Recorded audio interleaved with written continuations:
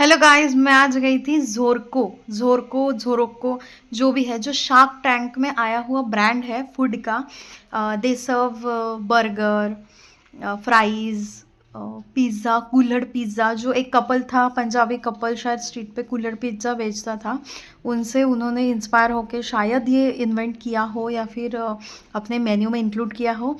तो मैं 58 भी नहीं, 53 फॉलोअर्स के साथ, और एवरेज रील का व्यूज़ जो है मेरे इंस्टाग्राम पे वो है 3000, और यूट्यूब के हैं 1000 ऑन माय कंटेंट, और बाकी के कंटेंट हो तो वो 2000, 3000, 5000 तक जाते हैं। तो it's a really very big start कि इतनी बड़ी कंपनी ने मुझे कोलैब के लिए इनवाइट किया, वो भी Bata collab, not a paid collab. Bata collab था उनका, और उन्होंने मुझे बहुत अच्छे से ट्रीट किया, बहुत अच्छे से फूड सर्व किया, फूड के बारे में बताया कि वो कैसा यूज़ करते हैं। उनका एक शायद पॉलिसी है कि वो बिल्कुल भी वो जो होता है ना, कोई भी ख़राब टाइप का फूड या फिर अगर कुछ एक्सपायर्ड हो चुका है, तो उनका क्या बोल सकते हैं, मोटो है कि पूरे के पूरे इंडिया में या फिर आउट ऑफ इंडिया में भी उनको फ्रेश फूड सर्व करना है, और उनका टारगेट ऑडियंस है कॉलेज स्टूडेंट्स, क्योंकि उनके मेन्यू में मैंने देखा 200 के ऊपर कुछ भी नहीं है, और उनके बर्गर्स 49 से स्टार्ट हो जाते हैं। 49 rupees burger, full size grown burger. उसमें उनका फ्रेश सोडाज़ है, जूसेस है, डिज़र्ट्स है।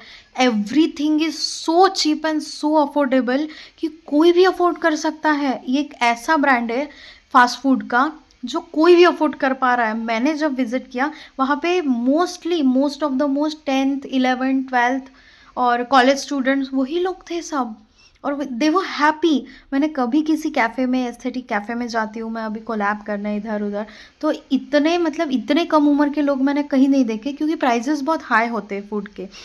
वहाँ पे पास्ता 139 का फुल प्लेट पास्ता मिल जाएगा, वो भी best of the best taste के साथ। मैंने बहुत सारा खाना खाया आज सच में, और ये ऐसा पहला ब्रांड है जो इतनी बड़ी पोजीशन पे है, लेकिन इट्स लाइक माय गॉड, मैं तारीफ़ करते नहीं थकूँगी। मैं पर्सनली रिकमेंड करूँगी, नागपुर में लक्ष्मी नगर में ज़ोरको का एक छोटा-सा आउटलेट है। आपको शायद गूगल से फाइंड करके जाना पड़ेगा, लेकिन प्लीज़ विज़िट कीजिए। It's a really good restaurant plus cafe, it's really good, affordable, cheap और best food quality, seriously. Hello, ये है ज़ोरको कैफ़े, जो कि है लक्ष्मी नगर में नागपुर के, और ये शार्क टैंक का कैफ़े है जहाँ मैं आज ही गई थी। मैंने अभी तुरंत आने के 5 मिनट बाद से ही ये वीडियो बनाना स्टार्ट कर दिया है, क्योंकि आई एम वेरी हैप्पी कि इतने बड़े ब्रांड से मुझे कोलैब मिला है यार। ये बहुत बड़ी बात है। यहाँ का एम्बियंस, एस्थेटिक्स बहुत खूबसूरत थे, मुझे बहुत पसंद आया। एकदम छोटा सा कैफ़े था, बट यू वोंट बिलीव वहाँ का टेस्ट, वहाँ का कह सकते वाइब्स बहुत अच्छी थी। I loved it. एक एस्थेटिक उन्होंने मिरर भी बना रखा है। ये उनका इनसाइड व्यू है कैफ़े के अंदर, और आउटिंग सीटिंग भी है।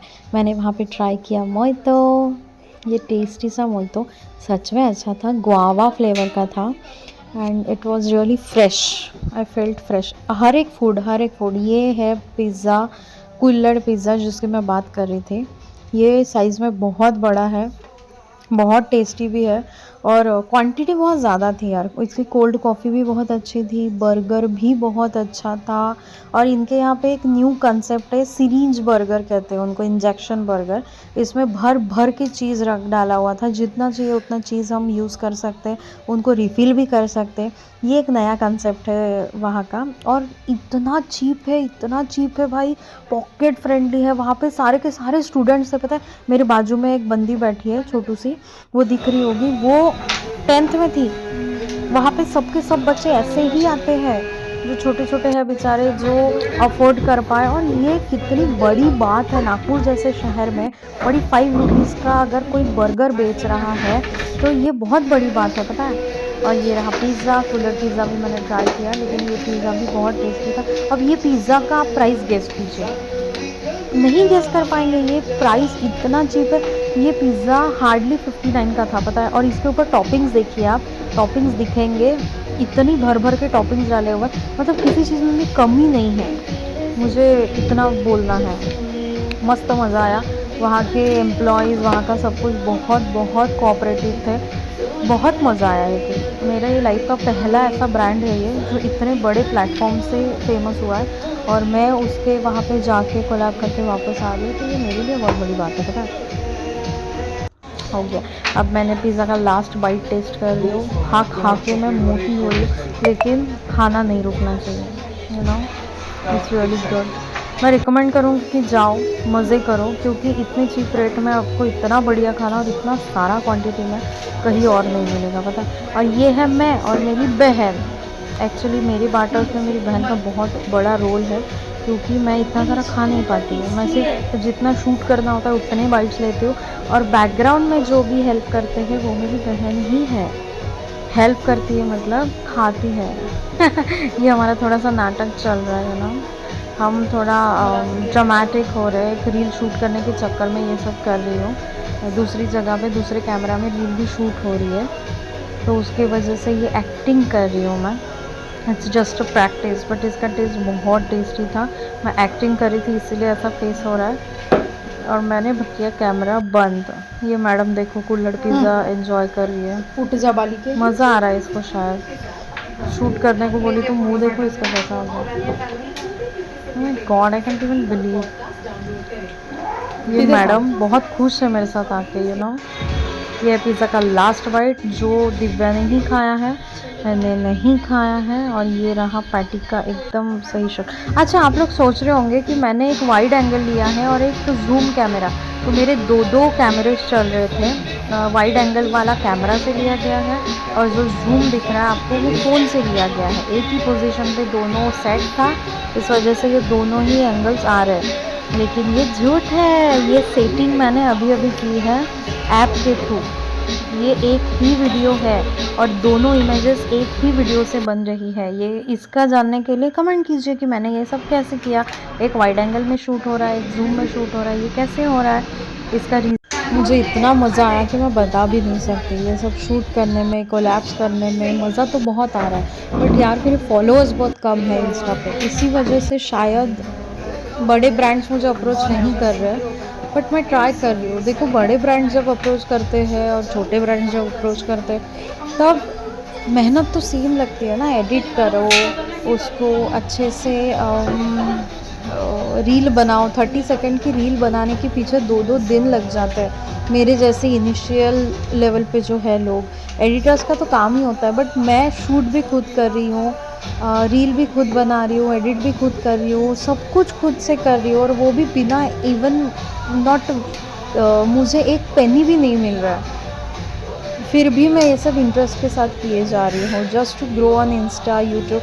क्योंकि आफ्टर ऑल देखो, 6 साल BHMS पढ़ने के बाद, डॉक्टर बनने के बाद, मुझे भी कहीं ना कहीं ऐसा लग रहा है कि ये जो एंटरटेनमेंट इंडस्ट्री है, इंडस्ट्री नहीं, हाँ ओके, एंटरटेनमेंट इंडस्ट्री जो है वो बहुत बहुत ग्रोइंग है। लोगों को सीखना नहीं है आजकल, एजुकेटिव कि या फिर एजुकेशन के इतने सारे चैनल है, लोग वो नहीं देखते हैं। लोगों को एंटरटेनमेंट चाहिए, अलग अलग रील्स चाहिए, फ़नी रील, ये रील, वो रील। लोगों को तुम चीख चीख के बताओगे भी ना कि आप ये सीखो, ये काम में आएगा, लोग नहीं करेंगे। और ये आज का फ्यूचर है। आज के जेनजी लोग एजुकेशन के पीछे तो पड़े हैं, बट उन्हें सबसे ईजीएस्ट वे चाहिए टू गेट मनी, और उनके लिए पैसे कमाना इतना भी मुश्किल काम नहीं है। उनके लिए पैसे कमाना दाएं हाथ का खेल है। कोई बंदा आके कोई कोडिंग लैंग्वेज सीख के खुद का AI लॉन्च कर देता है, AI ऐप, वेबसाइट, ये वो। तो जेंजिस के लिए पैसे कमाना is not big deal, you know. और हमारे लिए, हम तो मिलेनियल भी नहीं हैं और जेंजिस भी नहीं हैं। 2000 वाले लोगों को क्या बोलते हैं आज तक मुझे पता नहीं है। आपको अगर पता है तो कमेंट करो। ये है अनफिल्टर्ड मी, अनफिल्टर्ड एकदम। इसके बाद जो रील बनेगी वो फिल्टर्ड होगी। Okay bye.